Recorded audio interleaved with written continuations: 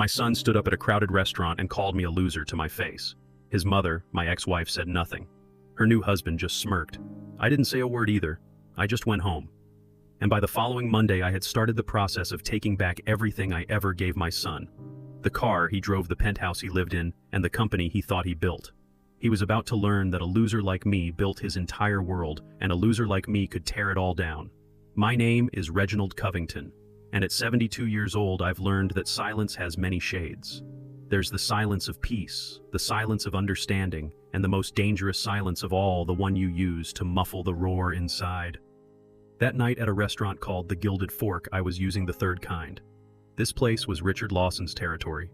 He was my ex-wife Brenda's new husband. Everything about it was polished and tastelessly expensive, from the crystal chandeliers that hung like glass jellyfish to the clinking of silver against porcelain. Richard chose it, of course. It was a stage, and tonight it seemed I was the main attraction. My old suit, a Hart Schaffner Marks I'd owned for 20 years, was perfectly tailored and immaculate, but it felt out of place in this sea of silk and cashmere. It was a suit of quality, not of flash. And in my son Andre's world, there was no room for anything that didn't flash. I could feel his eyes on me and those of his wife, Brittany. They weren't looking at me, they were assessing me. Every time I took a sip of water, I saw Brittany's brow furrow slightly, as if the way I held my glass was further proof of my failure. Andre was busier. He was performing.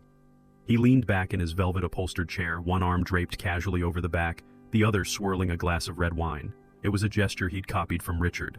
"The company is exploding," Richard Andre announced, his voice loud enough for the next table to glance over. "We just closed our second round of funding. Investors are lining up. Brittany's right, it's probably time I upgrade the 5 Series to a 7 Series. Brittany let out a little glassy laugh. "You deserve it, honey. You've worked so hard."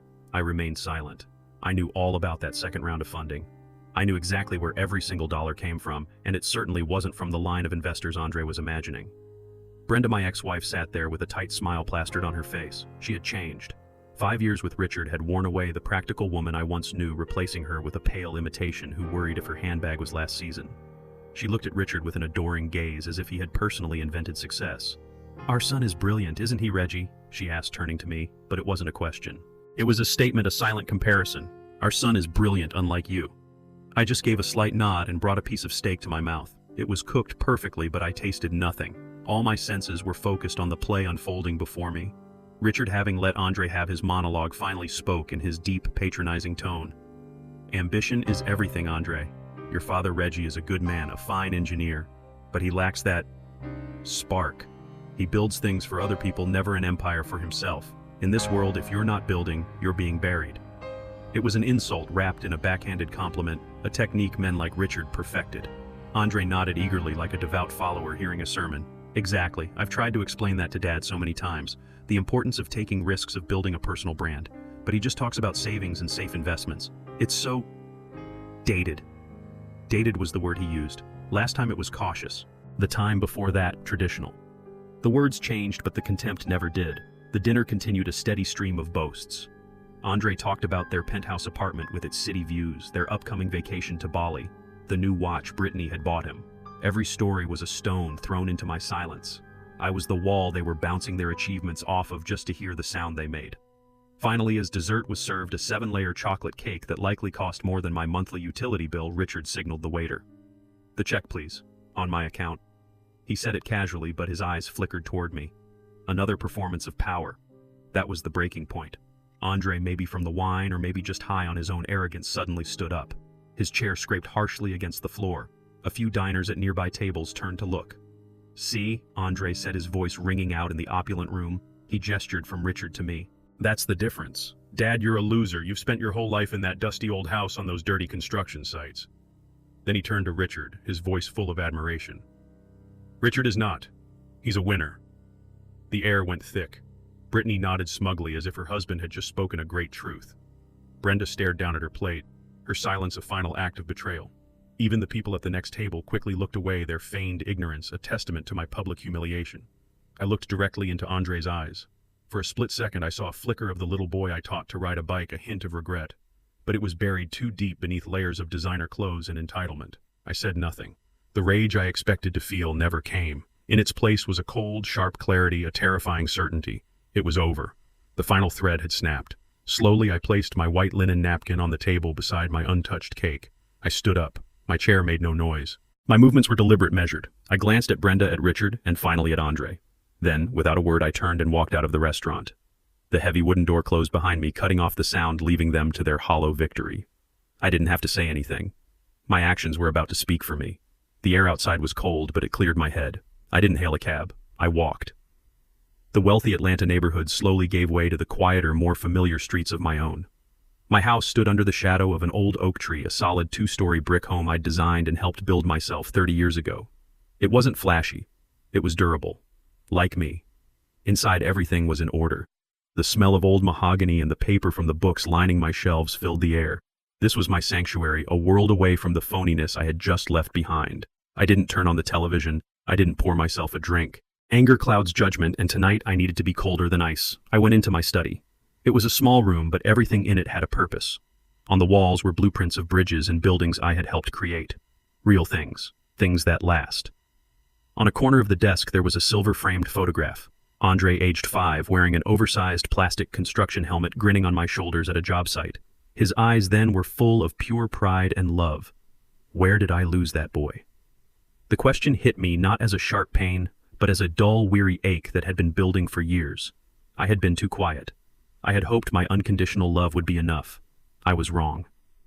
Unconditional love does not mean unconditional sacrifice. Tonight, the sacrificing ended. I sat down in my worn leather chair and turned on my old, slightly slow but reliable Dell desktop. The screen glowed, illuminating my impassive face. I didn't browse the web or check my personal emails. My fingers moved with practiced ease, opening an encryption program I'd installed years ago. I typed in a long password, a string of letters, numbers, and symbols that no one else on Earth knew. A simple interface appeared on the screen with a list of folders. Their names were meaningless unless you knew what they really were. Covington Holdings, LLC, Oakwood Properties, LLC, AC Tech Solutions. Seed Funding Agreement Project, BMW 7 Series. Lease Contract, Richard Lawson, Consulting. Payment Schedule. Each name was a thread, an invisible thread I had used to weave the world my son now lived, in the world he thought he had created himself. It was like being the engineer of a bridge. You can't see the rebar hidden deep inside the concrete, but without it, the entire structure would collapse. Tonight, I was going to begin a structural integrity test. I opened a secure email client. The recipient was already saved. Alicia Warren, a brilliant attorney, a friend I trusted with my life. Alicia wasn't just my lawyer. She was the architect of the financial fortress I had quietly built. She knew every brick, every number. The email I wrote was short. No pleasantries, no long explanations. She would understand. Subject initiate Sunset Protocol. Body, Alicia. We need to meet. Tomorrow morning, your office. 8 a.m.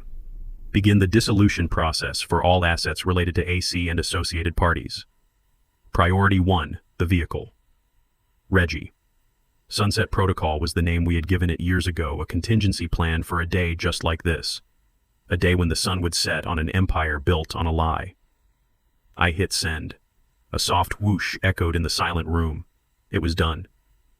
The first domino was now perched at the edge of the table. I felt no satisfaction, no glee. I just felt a strange, quiet calm. The calm of an engineer who knows his design is about to undergo its final definitive test.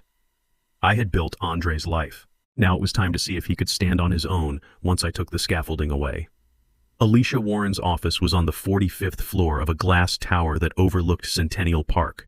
It was the kind of place that smelled of success, a mixture of expensive leather and freshly brewed coffee. But it never intimidated me. In many ways, I had helped build it.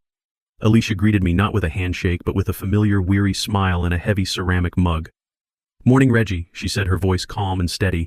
"I made the coffee the second I got your email. Black, no sugar. The way you drink it when you mean business." She was right. For 20 years, Alicia had been more than my lawyer. She was my strategist, my confidant, the keeper of my secrets. She was the only person on earth who knew the full extent of the financial fortress I had built. I took the mug, the heat warming my cold hands. "Thank you, Alicia." She gestured to one of the plush leather chairs opposite her enormous oak desk. She didn't sit behind it in her seat of power. She sat in the chair next to mine, making us equals. "I'll be honest, Reggie," she said, her sharp eyes studying my face. "When I saw the subject line, Sunset Protocol, my heart sank. I always hoped it was a plan we'd never have to use. I hoped he'd figure it out." I took a slow sip of the dark, bitter coffee. It tasted like resolve. I looked out the window at the sprawling city below, a city I had helped shape with steel and concrete. So did I. Alicia, I replied, my voice low and even. But the sun has officially set. It's time to turn off the lights. Alicia nodded slowly, her expression turning from concern to the focused, sharp look of a master chess player seeing the board clearly. All right, Reggie, walk me through it. I know the legal structures we built, but I need to hear the human part. What was the final straw? I stared into my coffee mug, seeing the reflection of the man my son had called a loser. He said the word Alicia. He said it out loud in public. He called me a loser and called Richard, Brenda's new husband, a winner. And Brenda just sat there and let him. I looked up from the mug and met her eyes. He believes it. He honestly believes the world he lives in is one he created. Today we begin the process of showing him the truth of the foundations he's standing on. Alicia leaned forward, all business now. Let's review the assets. Let's start with the heart of his so-called empire, AC Tech Solutions. I let out a long, slow breath. Andre always had ambition. I began, my voice a low rumble. I'll give him that. He had big ideas, big dreams. He wanted to be the next Steve Jobs, the next tech mogul from Atlanta. But he had no discipline, no patience, and no money. He came to me about 6 years ago with a half-baked proposal for a software company. It was full of buzzwords and projections that had no basis in reality. I knew if I gave him the money directly, he'd burn through it in a year and learn nothing. I paused, remembering the hopeful, greedy look in his eyes that day. He didn't want a father's guidance. He wanted a bank. So I decided to give him one, just not in the way he expected. I told him I couldn't help that my money was tied up in safe, boring retirement funds. He was so disappointed. He called me old-fashioned. Alicia picked up the narrative, her legal mind filling in the details. And that's when you came to me. We set up the silent trust funded with $2 million based in Delaware for maximum anonymity. Then we created a shell venture capital firm, Innovate Future Group, based out of California. We hired a front man, a retired professor, to be the face of it. As far as Andre knows, he was discovered by a group of forward-thinking West Coast investors who saw his genius. I nodded. He was so proud. He flew to San Francisco, pitched his idea, and walked out with a check. He never once questioned why it was so easy. He thought it was his destiny. He never stopped to wonder who truly owned Innovate Future Group. And the ownership structure of AC Tech Solutions reflects that. Alicia continued, pulling up a file on her tablet. 60% of the shares are held by Innovate Future Group, which is wholly owned by your anonymous trust. 20% are held by Andre as CEO, and the other 20% are reserved for future employees. You have complete controlling interest, Reggie. He isn't the owner of that company. He is its highest paid employee, and his board of directors is for all intents and purposes you. Next, we move to the symbols of his success. The car, I said the words tasting like ash, the BMW 7 Series. He had to have it. He said it was essential for projecting success to clients and investors. My boy, who used to be happy with a well-maintained Ford, was now convinced the German engineering of his car was a reflection of his own worth. Another easy one, Alicia said, swiping on her screen. He tried to get a lease in his own name, but his personal credit was too thin, so he had the company lease it for him. Or so he thinks. Explain, I said, though I knew the answer perfectly. The lease isn't with AC Tech Solutions, she clarified. It's with a separate entity we created for asset management, Covington Holdings LLC. We presented it to Andre as a third-party fleet management company that AC Tech Solutions would contract with for executive vehicles. He signed the paperwork without a second thought, happy to get his shiny new toy. The contract explicitly states that the vehicle is provided for the use of a designated employee of AC Tech Solutions. The moment he is no longer an employee, the car is no longer his to use, I finished. The irony was corrosive. My holding company, a name he wouldn't even recognize, was providing the chariot for my winner son. He was driving my car, paid for with my money, all while calling me a failure. Finally, we came to the biggest piece, the foundation of it all. The penthouse, I said softly. Alicia's expression softened for a moment. This one always felt different, Reggie. It was, I admitted. This was about Brenda as much as it was about Andre. After she left me for Richard, she became obsessed with appearances. She filled Andre's head with the idea that where you live defines who you are. He and Brittany searched for months for the perfect apartment, something that would make their friends jealous. They found the penthouse at the Oakwood. The Oakwood was a beautiful pre-war building that had recently been renovated, a perfect blend of classic architecture and modern luxury. Andre fell in love with it. He told me about it, complaining that it was just out of his price range. He asked if I could help with the security deposit.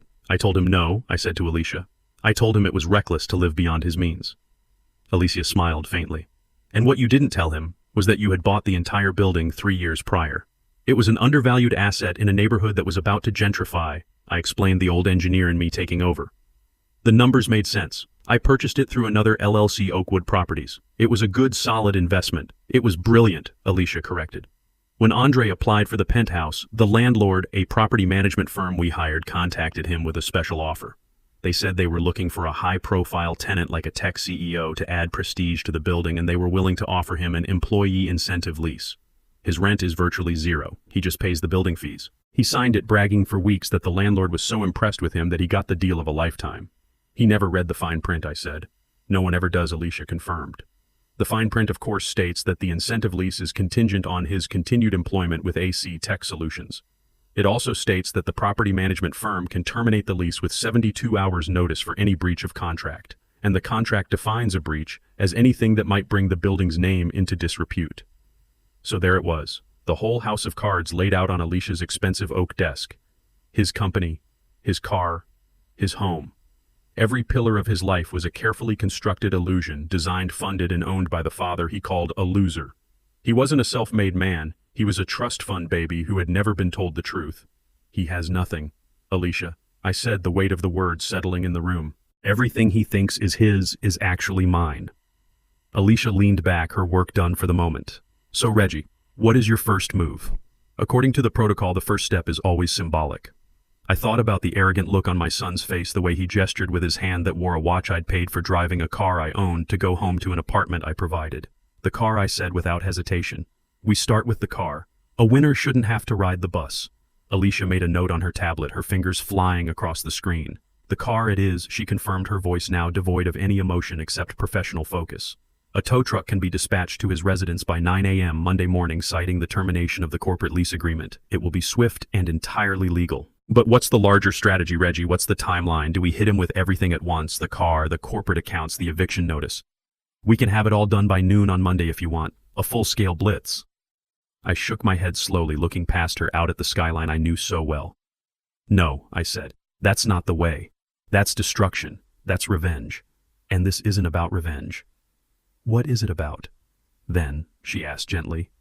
I turned my gaze back to her, trying to find the right words. I thought about my life's work, about the physics of structures and the integrity of foundations. When you need to bring down a building, Alicia, you don't just set off dynamite at the base. That's messy, unpredictable. It sends shrapnel everywhere and hurts innocent people. It's an act of pure destruction. I leaned forward, my hands clasped in front of me.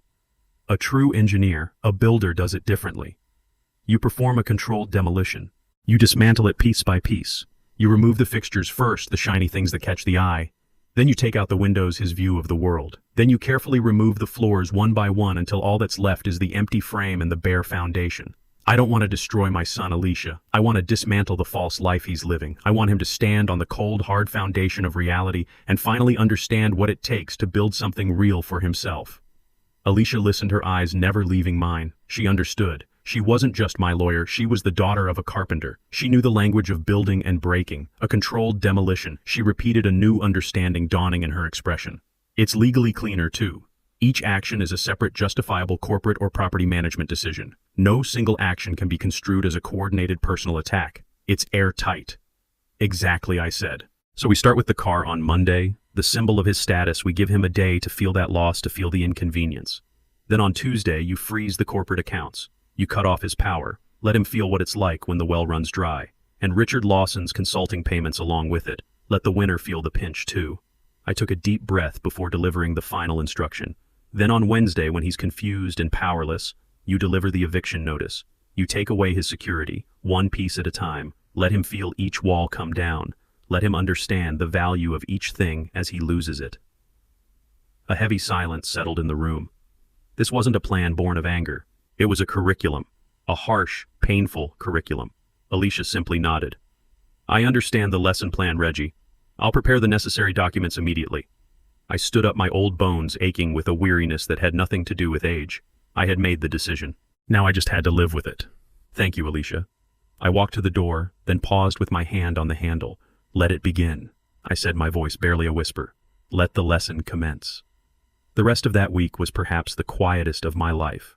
After leaving Alicia's office, I felt a strange sense of peace settle over me. The decision had been made. The plan was in motion. There was nothing left to do but wait for the gears to turn. I spent Friday and Saturday in my garden, My rose bushes needed pruning, a task I usually enjoyed, but now took on with a new solemn purpose. My hands, calloused from a lifetime of work, moved with practiced precision. Snip. A dead branch fell away. Snip. An overgrown shoot that was taking nutrients from the main stem. I thought about what I was doing. Gardening is an exercise in ruthless compassion. You can't be sentimental about the parts of a plant that are weak or diseased. If you let them grow, they will eventually poison the whole bush. You have to cut them back sometimes almost to the stalk to give the plant a chance to grow back stronger, healthier. You do it not out of anger, but out of a desire for the plant to reach its full potential. My son was a magnificent plant that had become overgrown with the weeds of entitlement and arrogance. I was just the gardener doing the hard, necessary work. On Saturday afternoon, my phone buzzed on the small wooden bench beside me. I picked it up. Andre's name glowed on the screen. A week ago, my heart would have leaped. I would have answered immediately, ready to absorb whatever casual disrespect he threw my way just to hear his voice. Now I simply looked at his name. I watched it flash again and again, a desperate digital cry. Then I placed the phone face down on the bench and went back to my roses. An hour later, it buzzed again. This time it was Brenda. I didn't even bother to look. Her silence at the dinner table had been her answer. My silence was now mine. That evening I sat in my worn leather armchair, a place I had spent countless hours reading. I wasn't reading a thriller or a mystery. I was rereading a biography of Ulysses S. Grant, not the general but the president, a man who was quiet, underestimated, and constantly battling the corruption of those around him. I came across a passage about his steadfastness, his ability to absorb blows and criticism without flinching, all while focusing on the larger strategic goal. He wasn't flashy. He was solid. He dealt not in opinions, but in outcomes. I closed the book and thought about the word Andre had used. Loser. He saw my quiet life, my modest home, my old car, and he saw a man who had lost at the game of life. He never saw the foundations. He never understood that the loudest person in the room is often the weakest. He, Brenda, and Richard were playing a game of checkers, making loud, obvious moves. They never realized I was playing chess, quietly positioning my pieces for a checkmate that was decided 10 moves ago. Sunday was even quieter. I attended church, the same one I'd been going to for 40 years. I listened to the sermon on accountability and consequence. I felt a sense of clarity, not guilt. I was holding my son accountable. I was delivering the consequences he had earned. After the service, I spent the afternoon in my workshop, sanding down a piece of old oak, the rhythmic motion calming my soul. The phone remained on the kitchen counter, silent now. They had likely given up, assuming I was sulking. They had no idea. As dusk fell, I sat on my back porch, watching the sun dip below the horizon, painting the Atlanta sky in shades of orange and purple. The air grew cool. The weekend was over. My final quiet weekend before the storm. I thought of the name Alicia, and I had given the plan the Sunset Protocol. It was fitting. The sun was setting on my son's life as he knew it. And tomorrow morning with the dawn, his harsh, necessary education would begin.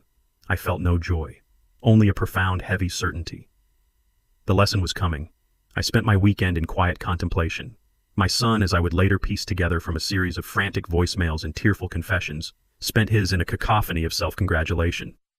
While I was pruning my roses, he was on the phone with one of his friends, laughing as he drove his BMW down the highway, the city skyline blurring past his window. "Dude, you should have seen his face," Andre had said, his voice booming through the car's Bluetooth speakers. I finally just told him the truth. Called him a loser right to his face. Yeah, he just got up and walked out. Total drama queen. What's he gonna do? You know, he'll get over it. He always does. He'll call in a week acting like nothing happened. He saw my lifetime of patience not as a gift but as a weakness. He saw my silence not as a warning, but as surrender. That evening while I was reading about President Grant, Andre and Brittany were in their penthouse scrolling through a website for luxury watches on Brittany's tablet.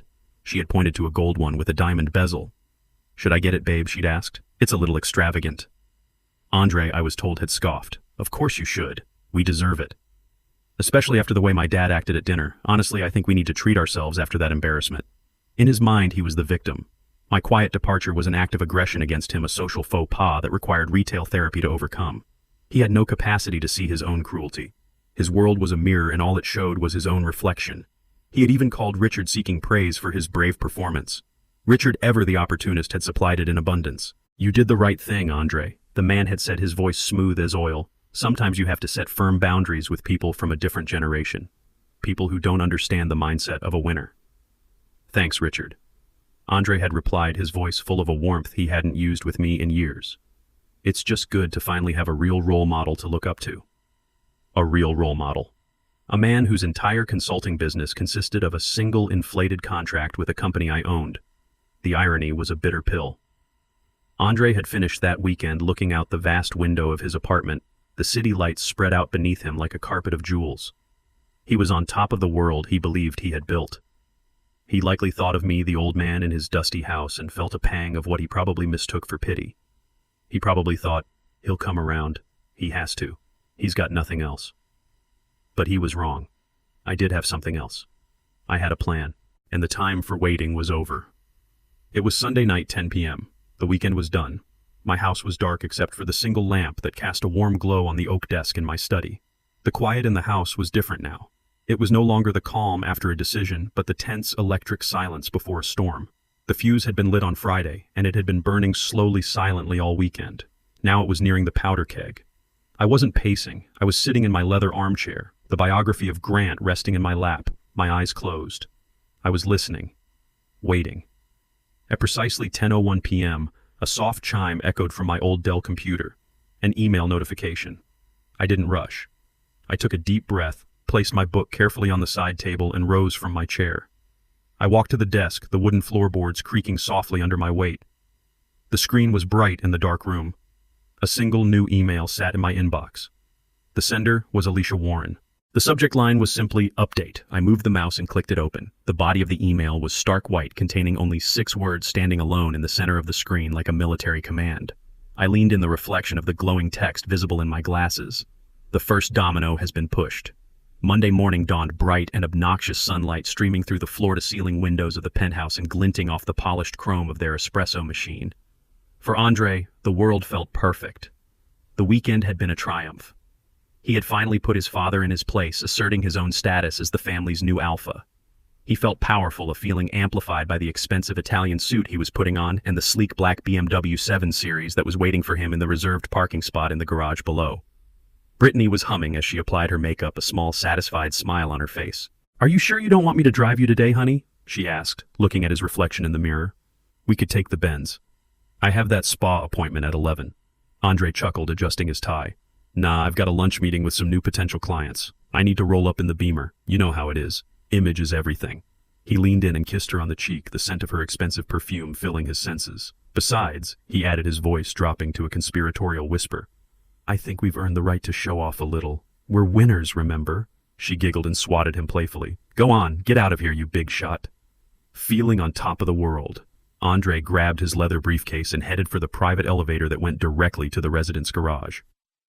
The ride down was smooth and silent. The doors opened to a pristine, well-lit space. And there it was. His car. It wasn't just a car, it was a statement. Long, low, and gleaming under the fluorescent lights, it was the physical embodiment of his success. He clicked the fob and the car chirped, its angel eye headlights flashing a welcome. But as he walked toward it, he noticed something was wrong. A large, grimy-looking tow truck was parked directly behind his BMW, its yellow hazard lights flashing rhythmically, casting an ugly, pulsating glow on the polished concrete floor. A man in greasy blue overalls was kneeling by his rear tire. Andre's good mood evaporated instantly, replaced by a surge of irritation. "Hey!" he barked, his voice echoing in the garage. "What the hell do you think you're doing? This is a private garage. You can't park here." The man in overalls stood up slowly, wiping his hands on a rag. He was big, with a weathered face and a completely neutral expression. He didn't look impressed. He didn't look intimidated. He just looked tired. "You Andre Covington?" he asked, his voice a gravelly monotone. "I am," Andre snapped. "And you're about to get your rust bucket towed if you don't move it in the next 10 seconds. You're blocking my car." The man didn't move. Instead, he simply gestured with his thumb toward the back of the BMW. "No, sir, I'm not blocking your car. I'm here to repossess it." The words didn't register at first. They were so absurd, so out of place in his perfect world that his brain refused to process them. He actually laughed, a short, incredulous bark. "Repossess it? You must be joking. This car is paid for. It's a corporate lease. You've obviously got the wrong car, pal." The driver just sighed as if he'd had this exact conversation 1,000 times. He pulled a clipboard from the cab of his truck and held it out. "Work order says black BMW 7 Series license plate, 8 Kilo Victor 391. Belongs to a Mr. Andre Covington. That you..." Andre's face flushed with anger. This was humiliating. "Yes, that's me, but there's been a mistake. A stupid mistake. Who sent you AC Tech Solutions? Because I own that company and I can assure you we haven't missed a payment." The driver pointed a greasy finger to a line on the work order. "The order's not from AC Tech, sir. It's from the title holder, a company called Covington Holdings LLC. Andre stared at the name. Covington Holdings. It meant nothing to him. A surge of relief washed over him, followed by renewed fury. See, I told you. I've never heard of that company. It's a clerical error. Now get your truck out of here before I call security and have you arrested for trespassing. The driver just shook his head, a flicker of something like pity in his eyes. Sir, I've got a legally executed repossession order. If you have a problem with it, you need to call the leasing company. He turned his back on Andre and started attaching a heavy chain to the undercarriage of the BMW.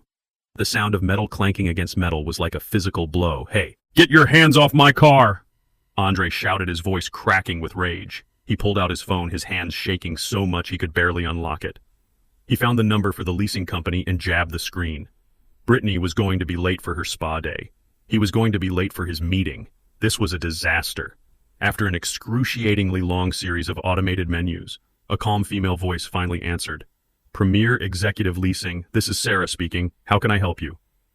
My name is Andre Covington, he said through gritted teeth. You have made a massive mistake. You sent a tow truck to repossess my car, a BMW 7 Series. I need you to call it off right now. There was a moment of silence filled only by the sound of furious typing. I see your account, Mr. Covington, Sarah said, her voice perfectly polite and completely unhelpful. Yes, the BMW 7 Series. It looks like the repossession order was issued this morning at 8:05 a.m. I know it was issued. I'm telling you it's a mistake, Andre was practically shouting into the phone. The tow truck driver was now lowering the lift, preparing to hoist the front wheels of his beautiful car off the ground. I'm not seeing any mistake in the system, sir, Sarah continued, her tone unchanging. The lease agreement was terminated by the owner of the vehicle, Covington Holdings LLC. I've never heard of Covington Holdings, he yelled. The lease is through my company, AC Tech Solutions. I can see that AC Tech Solutions was the authorized user, sir, she said calmly. But Covington Holdings LLC is the legal owner and lessor of the vehicle. As the owner, they have the right to terminate the lease at any time per Section 4, Paragraph B of your agreement. We are simply the administrators. His mind was reeling. It made no sense. He felt a wave of dizziness. This is insane. Put me through to someone at Covington Holdings, then I'll clear this up. I'm sorry, sir, Sarah said, and for the first time he detected a note of finality in her voice. We don't have a public contact number for that entity. All communications are handled through their legal representatives. We have fulfilled our legal obligation by acting on their request. This matter is now closed on our end. Closed? It's not closed. The front wheels of the BMW were now off the ground. The car, his symbol of power and success, was hanging there, helpless and pathetic. Is there anything else I can help you with today, Mr. Covington?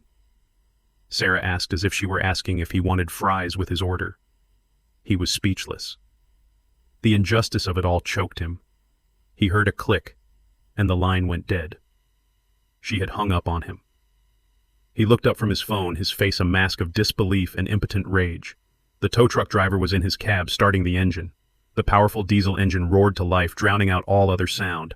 Andre was left standing there in his $1,000 suit and his shiny Italian shoes, utterly powerless. He watched as the truck slowly, carefully pulled his car out of the parking spot. He watched it being dragged backwards up the ramp, its rear wheels scraping meekly against the concrete. He watched as the symbol of his entire identity was hauled out of his private garage and into the harsh light of day, disappearing from his life forever.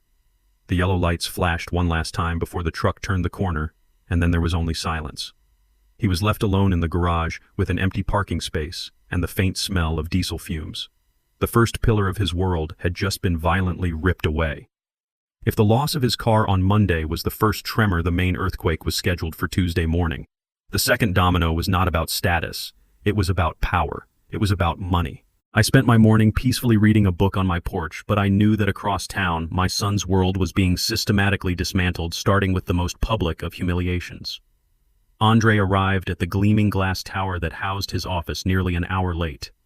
He was flustered and furious, having been forced to take a $100 Uber across town during rush hour. He was determined to project an air of calm control to show his employees that nothing was wrong. His first stop was the artisan coffee shop in the lobby of his building, a place where he was a well-known regular. He always made a show of it, buying coffee and pastries for his executive team, a king dispensing favors to his court. He strode to the counter, cutting in front of the line with a dismissive wave. "Morning, Chloe," he said to the young barista. "The usual for the team, 6 large lattes, 4 cappuccinos, and a box of your best pastries. Put it on the AC Tech account." He handed her the sleek black corporate credit card. It was a card with no spending limit. a symbol of his absolute authority. The barista smiled and ran the card. A moment later, her smile faltered. An awkward beep echoed from the machine. "I'm sorry, Mr. Covington," she said, her voice a little too loud in the suddenly quiet cafe. "It's been declined." Andre stared at her as if she'd spoken in a foreign language. "What? That's impossible. Run it again. Your machine is probably acting up." She ran it again. The same beep, the same apologetic look. "Declined," she repeated. People in the line behind him were starting to stare, their morning routines interrupted by this small, delicious drama. He could feel their eyes on him. He, Andre Covington, the tech wonderkind, couldn't buy a round of coffee. His face turned a deep, blotchy red. "This is ridiculous," he hissed, snatching the card back. "There must be an issue with the bank's network." He fumbled for his personal wallet, a desperate attempt to save face. He pulled out a handful of cash, all he had on him, and slammed it on the counter. "Here, keep the change." He turned on his heel and stormed out of the coffee shop, leaving the box of pastries and the tray of unmade coffees behind. He didn't want them anymore. The gesture of generosity had become a badge of shame. He rode the elevator up to his office on the 30th floor, his jaw clenched so tight it ached. His office was a corner suite with glass walls, a fishbowl for the whole company to see their leader at work. He sat down heavily in his ergonomic chair, the anger giving way to a cold knot of anxiety in his stomach. He needed to fix this. Now. He opened his laptop and navigated to the company's internal financial portal. This was his dashboard, his control panel. From here he could see everything: cash flow, payroll, expenditures. He typed in his username and password. A red line of text appeared on the screen: "Access denied." He blinked. He must have mistyped. He entered his credentials again slowly this time, making sure each keystroke was perfect. Access denied. A cold sweat broke out on his forehead. This wasn't a glitch. This was a lockout. He, the CEO, the founder, was being barred from his own company's finances. He frantically clicked on the "Forgot Password" link, but the system returned another error: user profile not found. Please contact your system administrator. He was the system administrator. Panic, cold and sharp, began to rise in his chest.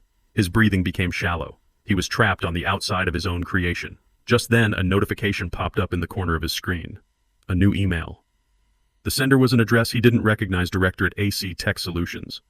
The subject was "Urgent Notice of Financial Restructuring." With a trembling hand, he clicked it open. The email was a masterpiece of cold corporate jargon. It was impersonal, emotionless, and utterly terrifying. To whom it may concern, it began. Please be advised that as of 9:00 a.m. Eastern Standard Time, the majority shareholders of AC Tech Solutions have initiated a comprehensive corporate restructuring. Under this directive, all executive-level access to financial accounts, corporate credit lines, and expenditure authorizations has been temporarily suspended, pending a full audit and review. All non-essential spending, including vendor contracts and consulting fees, is hereby frozen effective immediately. Further instructions will be provided in due course. It was signed simply, the Office of the Directorate. Majority shareholders. The phrase echoed in his head. Who were they? He had always thought of the California VC firm as silent partners, happy to let him run the show as long as the numbers looked good. He had been wrong. They were not silent. And they had just stripped him of all his power without so much as a phone call. As he sat there staring at the screen, his world shrinking to the 4 glass walls of his office, his phone rang. The screen displayed Richard's name. For a second he thought about ignoring it, but the habit of seeking his mentor's approval was too strong. He answered, trying to keep his voice steady. "Richard, hey." The voice on the other end was not the smooth, confident purr of the winner he knew. It was high-pitched, strained, and filled with raw panic. "Andre.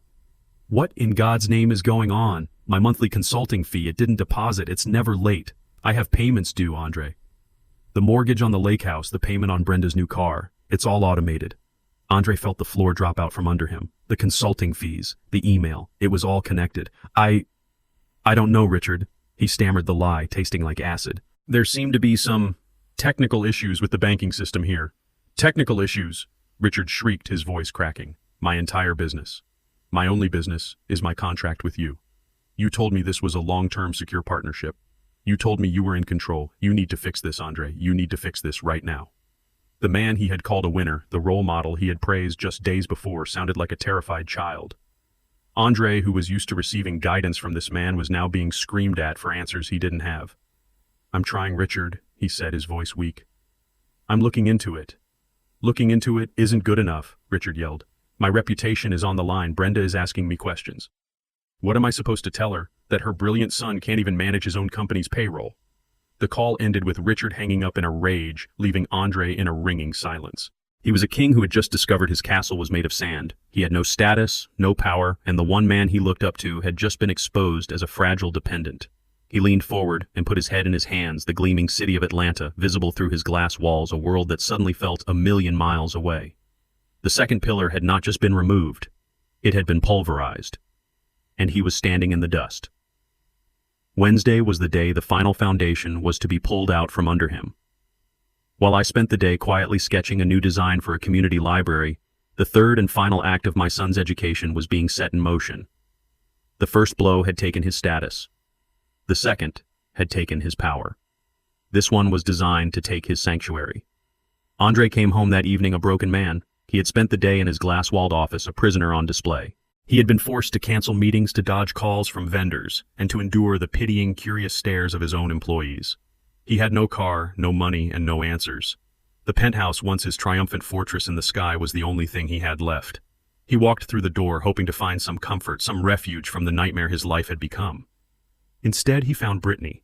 She was not the bubbly, supportive wife he had left that morning. She was a storm cloud of anxiety and terror, pacing the vast living room like a caged animal. Her face was pale, her eyes red-rimmed from crying. She had clearly been on the phone all day, hearing the whispers, the rumors. The news of his public humiliation at the coffee shop had spread like wildfire through their social circle. Her spa day had been a parade of concerned friends asking questions she couldn't answer. "Andre, what is happening?" she cried the moment he walked in, her voice shrill. "My credit card was declined at the salon, my personal card. The one you pay for. They said the account was frozen. I had to use my emergency debit card. I have never been so embarrassed in my entire life." Andre didn't have the energy to fight. He dropped his briefcase by the door, the sound echoing in the cavernous, silent apartment. "I don't know, Brittany," he said, his voice hollow. "There's some kind of hostile takeover happening. The investors, they've locked me out of everything. I'm trying to fix it. Trying to fix it," she shrieked, her voice rising with hysteria. "Our friends are calling me Andre. They're asking what's wrong. Jessica heard from someone at your office that you're being forced out. Is that true? Are you losing your own company?" Before he could answer, there was a sharp, authoritative knock on the door. It wasn't the gentle tap of a neighbor or the buzz of a delivery. It was a sound that demanded to be answered. Brittany froze, her eyes wide with fear. Andre, his heart pounding, walked to the door and looked through the peephole. A man stood there in a crisp gray suit. He didn't recognize him. He looked like a lawyer or a banker. He looked like bad news. Reluctantly, Andre opened the door. "Good evening," the man said, his voice polite but devoid of warmth. "Are you Andre Covington?" "Yes," Andre said, his own voice sounding weak in his ears. "Who are you?" "My name is Mr. Harrison. I'm the new senior property manager for the Oakwood." The man offered no handshake. He held a large manila envelope in his hand. "The new property manager?" Andre asked, confused. "What happened to Frank?" "Mr. Albright is no longer with the property management firm," Harrison said smoothly. "There has been a change in ownership. May I come in for a moment?" He didn't wait for an answer, stepping past Andre into the marble entryway as if he owned the place. And in a way he did. Brittany stood by the window, wrapping her arms around herself, watching the scene unfold with a look of pure dread. Mr. Harrison's eyes swept across the apartment, taking in the designer furniture, the expensive art, the sweeping views of the city. He seemed completely unimpressed. "This is a lovely apartment, Mr. Covington," he said, his tone suggesting the exact opposite. "A premium unit, which is why it's so unfortunate that we have to discuss the matter of your tenancy." He opened the manila envelope and pulled out a sheaf of papers. "I am here to serve you with this," he said, holding out the document. "It is a formal notice of lease termination." Andre stared at the paper, then at the man's impassive face. He felt a strange floating sensation, as if this were happening to someone else. "Lease termination? What are you talking about?" "Our lease is paid up for the year. We have a special arrangement." "Ah, yes, the employee incentive lease, Mr. Harrison said, a slight condescending smile touching his lips. "I have a copy of it right here. A very generous arrangement indeed. A $0 monthly rent for a high-value executive tenant. However, the lease is quite specific. I'll direct you to Section 7, Clause C." He tapped a highlighted paragraph on the document in his hand.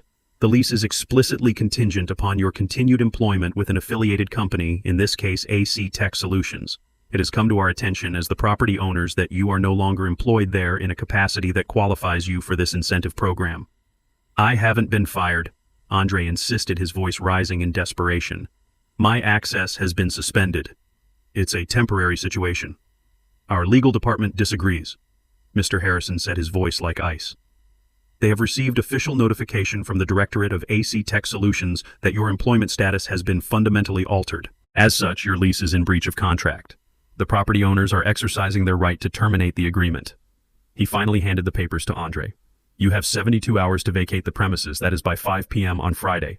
72 hours. The words hung in the air, deadly and absolute. Andre looked down at the document in his hand. It was cold, official, and filled with legal language he didn't understand. But he understood the conclusion. They were being kicked out. That's when Brittany finally broke. A choked, guttural sob escaped her lips. No, she whispered. No, no, no. The whisper grew into a wail. Vacate. Where are we supposed to go? All our things are here. My clothes. My shoes. This is our home. She turned on Andre. Her face twisted with a mixture of fear and pure rage. You did this, she screamed, pointing a trembling finger at him. You did this with your arrogance, your stupid fight with your father. You ruined everything. Brittany, stop it, Andre pleaded, but his words were drowned out by her hysteria. Stop it. I will not stop it. I gave up my career for you. I moved into this apartment for you. I built my entire life around your success, and you've thrown it all away because you couldn't just be a decent son. What are my parents going to say? What am I going to tell my friends that we're homeless? Mr. Harrison watched the domestic drama unfold with the detached interest of a scientist observing insects. My work here is done, he said, turning to leave. A moving crew can be recommended if you require one. Please ensure all personal belongings are removed by the deadline. Any items left behind will be considered abandoned and will be disposed of. Good evening. He walked out, closing the door softly behind him, leaving them in the ruins of their beautiful, empty life. The silence that followed Brittany's sobs was more terrifying than the shouting. Andre stood there, the eviction notice clutched in his hand. His eyes scanned the document, searching for a loophole, a mistake, anything. And then he saw it. At the bottom of the page, under the signature of Mr. Harrison, was a line of small print. This notice is served on behalf of the legal property owners, Oakwood Properties, LLC. Oakwood Properties, another name he didn't recognize, another invisible force controlling his life. A car repossessed by Covington Holdings, a company seized by anonymous shareholders, a home taken by Oakwood Properties. It was a coordinated attack. This wasn't bad luck. This wasn't a hostile takeover. This was personal. And in that moment of absolute despair, as he stood in the home he no longer owned with the wife who now hated him, stripped of his car and his money, a lifetime of resentment and denial finally coalesced into a single burning point of rage. There was only one person who could be behind this. One person who was quiet enough, clever enough, and he now realized ruthless enough to orchestrate such a complete and total destruction. The person he had dismissed as a failure. His hands shook as he pulled his phone from his pocket. He didn't think about what he would say. He was past thinking. He was a cornered animal, and he was going to lash out at his tormentor. He found the number he hadn't called in over a week and hit dial. It rang once, twice. Then he heard the calm, familiar voice on the other end. Hello? The sound of his father's voice, so steady and untroubled, broke the last of his restraint. You, Andre snarled into the phone, his voice a venomous whisper. You did this. All of it. The car, the company, the apartment. This was you, wasn't it? He wasn't asking a question. He was making an accusation. He heard a long silence on the other end of the line. It was the same silence from the restaurant, the same silence from the weekend. But now it wasn't a silence of weakness. It was the silence of absolute power. When my voice finally came, it was quiet, but it carried the weight of an anvil. Andre, I said, I think it's time we had a talk. He arrived less than 30 minutes later. I heard the sound of a cheap Uber pulling up, the kind with a rattling engine and a driver who was talking too loudly on his phone. A far cry from the silent electric purr of his BMW. I didn't go to the door. I simply waited in my study, the same room where I had launched the protocol that had systematically erased his life. I heard the doorbell ring, a frantic, impatient jab. I let it ring again before I used the intercom on my desk. The door is open, Andre. Come to the study. He stormed in, not with the confidence of a CEO, but with the blustering rage of a cornered child. His expensive suit was wrinkled, his tie was loosened, and his face was pale and slick with a sheen of desperate sweat. He stood in the doorway of my small study, his chest heaving, his eyes scanning the room as if searching for the hidden levers of his destruction. He looked at the old oak desk, the shelves overflowing with books on engineering and history, the framed blueprints on the wall. For the first time in his life, he was seeing this room not as his father's dusty, boring hobby space, but as it truly was, the command center. I was sitting in my worn leather chair behind the desk. I didn't stand up. I didn't raise my voice. I simply watched him, my hands folded calmly on the desk's surface. In this room on my territory, I was the one with the power. The silence stretched thick and heavy. I let it hang in the air, forcing him to be the one to break it. "How could you?" he finally burst out, his voice a ragged mess of anger and disbelief. "How could you do this to me, to your own son, to your family? You've destroyed everything, everything I've ever worked for. Worked for." The phrase was so absurd, so completely detached from reality that I almost laughed. But this was not a time for laughter. This was a time for cold, hard lessons. I looked at the man standing before me, this man-child who had built his entire identity on a foundation of my money and his own lies. He wasn't a supplicant, not yet. He was still too proud, too angry. He hadn't come here to apologize. He had come here to demand that I fix the world he had broken. I let his words echo and die in the quiet room. I didn't respond to his accusations. I didn't engage with his drama. I simply gestured to the simple wooden chair opposite my desk. "Sit down." "Andre," I said, my voice quiet, but carrying an authority he had never heard from me before. "The yelling is over. You've had your say. Now it's time for you to listen." He sat. The anger hadn't left his face, but it was now mixed with a confused, fearful apprehension. It was the look of a man who senses the ground is about to give way beneath him, but doesn't know why. I didn't give him time to gather his thoughts or formulate another accusation. I simply swiveled the large monitor on my desk to face him. The screen was blank except for a single folder in the center labeled simply, "The Foundation." "You said you worked for everything you have." I began, my voice as calm and steady as a surveyor's hand. "That's a commendable sentiment. So, let's review your work. Let's start with your greatest achievement. AC Tech Solutions." I clicked open the folder. A series of legal documents appeared neatly organized. "Do you remember 6 years ago when you pitched your idea to those venture capitalists in California, Innovate Future Group?" He nodded slowly, a flicker of his old pride in his eyes. "They saw my potential. They believed in my vision." "They did," I agreed, "because I instructed them to." I clicked on a document titled Innovate Future Group Incorporation. The articles of incorporation were clearly displayed. I pointed to the section listing the primary shareholder. "Innovate Future Group is a shell corporation, Andre. It was created by my lawyer, Alicia Warren, for the sole purpose of funding your company. And as you can see, it is wholly owned by an anonymous trust based in Delaware." His eyes narrowed, struggling to understand. "A trust.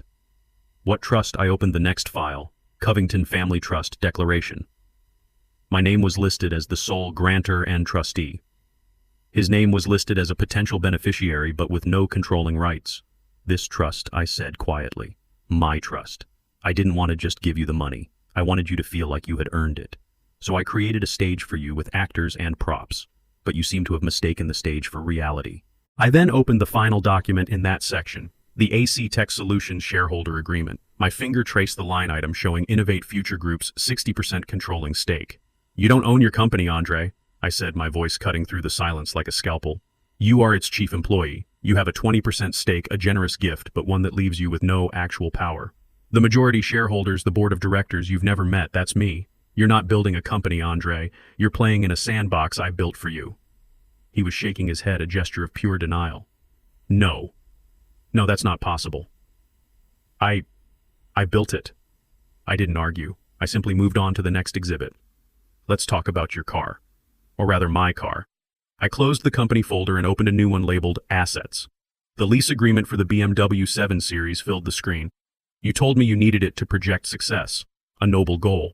But your personal credit wasn't strong enough, was it? So the company leased it for you. It was a corporate expense," he said weakly, grasping at straws. "Not exactly," I corrected him. "Your company doesn't have the credit for a vehicle like that either. The lease, as you can see, is not with AC Tech. It's with a different company." I highlighted the name at the top of the contract. "Covington Holdings, LLC. Another one of my companies.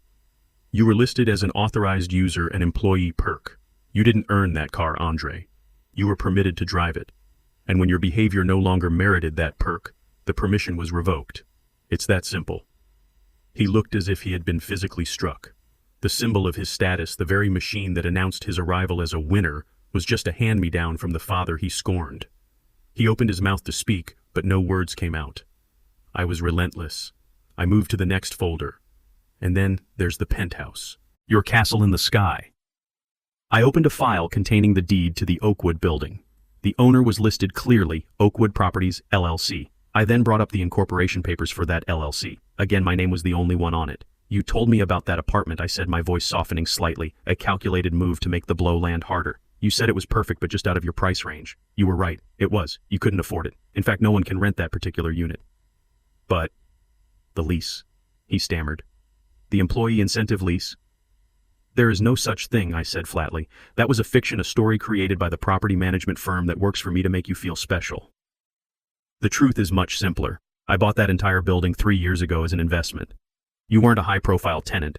You were my son living rent-free in my house. You weren't a resident, Andre. You were a guest, and your behavior was no longer welcome. The blood had drained from his face. He was staring at the screen at the irrefutable black and white proof of his entire fraudulent life. Every pillar he had used to define himself, his company, his car, his home, was an illusion I had created. He looked up at me, his eyes wide with a dawning horror. The anger finally extinguished, replaced by something much worse, utter humiliation. But I wasn't finished. There was one more piece, the keystone that held the entire rotten arch together. You called me a loser, I said, my voice dropping to a near whisper. And you called Richard Lawson a winner. You looked up to him. You called him a role model. Let's talk about your role model. I opened the final folder. It was labeled simply, consulting. Inside was a single document, a contract between AC Tech Solutions and Richard Lawson Consulting. I scrolled down to the payment schedule, a recurring monthly payment of $50,000. Richard is a business consultant, I explained, and a consultant needs clients. Did you ever wonder why he never talked about his other clients, why his only business seemed to be giving you advice? Andre stared at the numbers on the screen. He knew them well. He was the one who authorized the payments. That $50,000 monthly fee. That's his only income. Andre, your company is his only client. And since your company is funded entirely by my money, I let the sentence hang in the air, letting him connect the final devastating dots himself. His eyes went wide. The realization hit him like a physical blow. He actually recoiled in his chair. The winner you admire so much? I continued, my voice calm and precise. The man your mother left me for the man who lives in a big house and drives a fancy car and lectures me on ambition. His entire lifestyle is funded by me. I pay his mortgage. I pay for your mother's new car. The money flows from my trust through your company and directly into his pocket. The winner your mother chose is on the payroll of the loser she left behind. That was it. That was the final blow. He made a small choking sound. The entire edifice of his life, his success, his heroes and villains, his identity, it all came crashing down in the silence of that small, dusty room. He finally understood. He wasn't a player in the game. He wasn't even a piece on the board. He was just the ball passed between hands, and he had never even known it. I leaned back in my chair and closed the laptop. The presentation was over. I didn't take anything from you, Andre, I said, my voice now gentle, the lesson delivered. I simply took back what was mine. A loser has to manage his assets carefully, you see. Now, for the first time in your adult life, you have the opportunity to become a real winner. All on your own. I stood up and walked out of the room, leaving him alone with the wreckage. I looked at my son, truly looked at him for the first time in what felt like a decade. The arrogant CEO was gone. The resentful child was gone. All that was left was a broken man sitting in a simple wooden chair in a dusty old study, stripped bare of all his illusions. There was no victory for me in this moment, only a deep, profound sorrow for the years we had lost, for the boy who had gotten so lost inside the man. This final act was not about punishment, it was about purpose. He needed to understand why. I know this is hard to understand right now, Andre. I began, my voice softer now, the sharp edges of the lawyer and the strategist falling away, leaving only the father. And I know you hate me, you have every right to, but I need you to listen very carefully. This was never about destroying you, it was about destroying the lie you were living in. The man at that dinner table, that wasn't my son. That was a hollow shell, a puppet built from my money, and Richard's empty words, and your mother's obsession with appearances. I gestured around the room to the evidence of a life built with hands, not just with money. You've been living on a stage, Andre, playing the part of a successful man.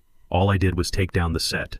What you're feeling right now, this fear, this humiliation, this gut-wrenching emptiness, it's the first real thing you've felt in a very long time. This is the foundation. This is ground zero. This is where a man begins to build a life, not just pretend to have one.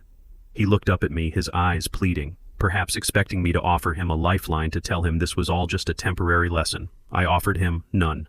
The trust I created for you still exists, I told him.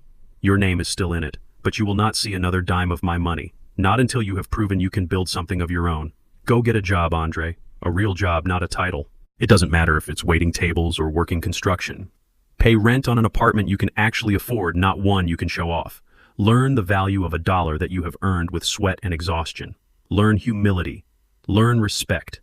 And most importantly, learn who you are when you have nothing. I stood up the old leather of my chair, groaning in protest. Maybe one day, years from now, you'll become the man I always hoped you'd be. Not a winner by Richard's definition, but a man of substance, a builder, a man who understands that his worth is not in what he owns, but in who he is. Until that day, you are on your own.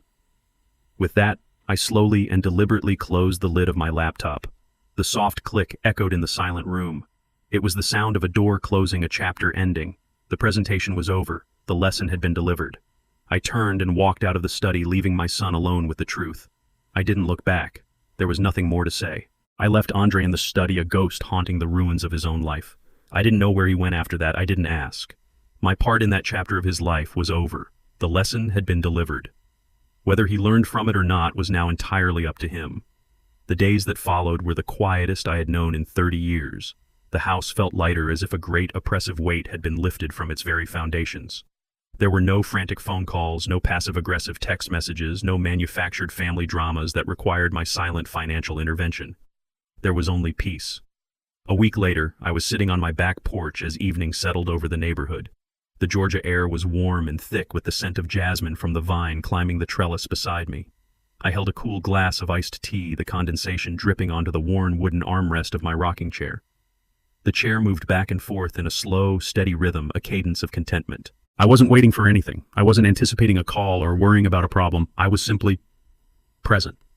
For the first time in years, my mind was not occupied with my son's manufactured crises or my ex-wife's insatiable desire for more. I was alone, but I was not lonely. The silence was not the silence of absence, but the silence of serenity. I thought about the word Andre had used at that dinner, the word that had set all of this in motion: loser. For years, I had allowed that unspoken accusation to define the terms of my existence. I had poured my life's work, my intelligence, and my fortune into a bottomless pit of his and his mother's ego, all in a desperate, misguided attempt to prove I wasn't what they thought I was. I had sacrificed my own peace to fund their chaotic lives.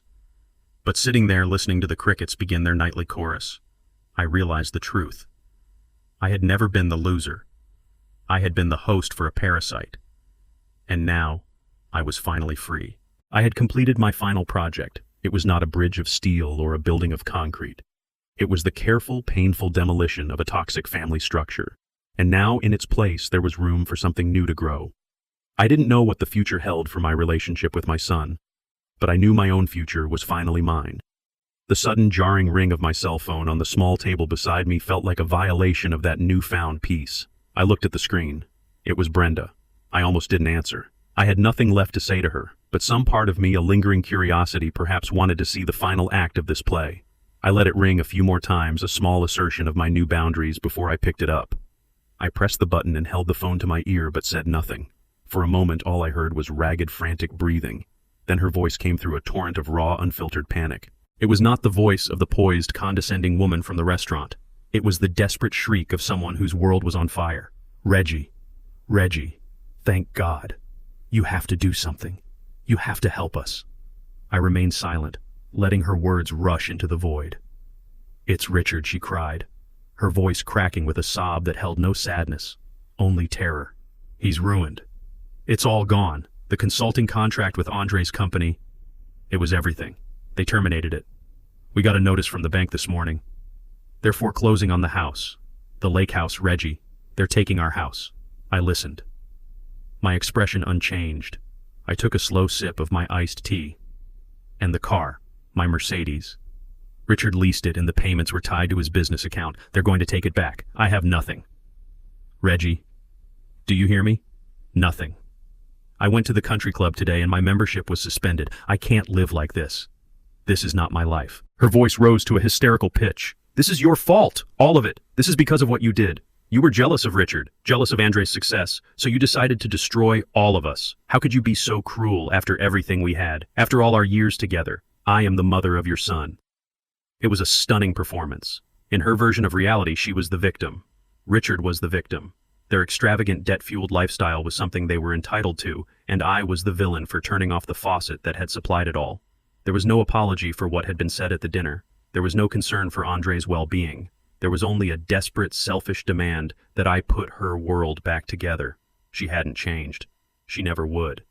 And in that moment, I felt the last lingering chain of obligation to her turn to dust and blow away in the evening breeze. She was still ranting, her words blurring into a meaningless stream of accusations and pleas. "You have to fix this, Reggie.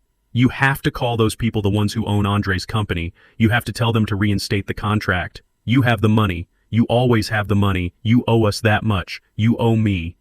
I let her finally run out of steam. The silence that followed was heavy with her expectant, desperate breathing. She was waiting for me to give in, to do what I had always done, quietly clean up the mess. I let the silence stretch long and uncomfortable. I listened to the crickets. I watched a firefly blink in the growing darkness. I savored the feeling of my own unshakable peace. When I finally spoke, my voice was quiet, calm, and utterly final. It held no anger, no satisfaction, no emotion at all. It was simply a statement of a new and permanent truth. "Brenda," I said, "that is no longer my problem." I didn't wait for a reply. I didn't need to hear her shock, her rage, or her pleas. The conversation was over. A conversation that had been going on for 30 years was finally mercifully over. I pressed the end call button on the screen and placed the phone face down on the table. Then I leaned back in my rocking chair. The slow, steady rhythm returned. The scent of jasmine filled the air. The stars were beginning to appear in the deep purple sky, distant and beautiful and indifferent. I had reclaimed my dignity. I had reclaimed my peace. I had reclaimed my life.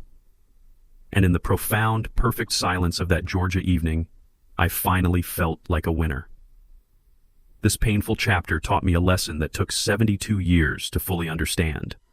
For too long, I had confused financial support with fatherly love, and in doing so, I allowed my patience to be seen as weakness. I thought that by providing a safety net, I was helping my son, but I was only enabling a boy to live in a man's world without any of the responsibility. I have learned that true strength is not found in endless giving, but in the courage to set firm boundaries.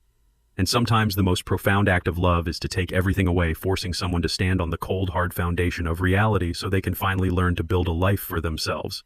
I'm truly curious to hear your thoughts, so tell me in the comments, what would you have done in my place?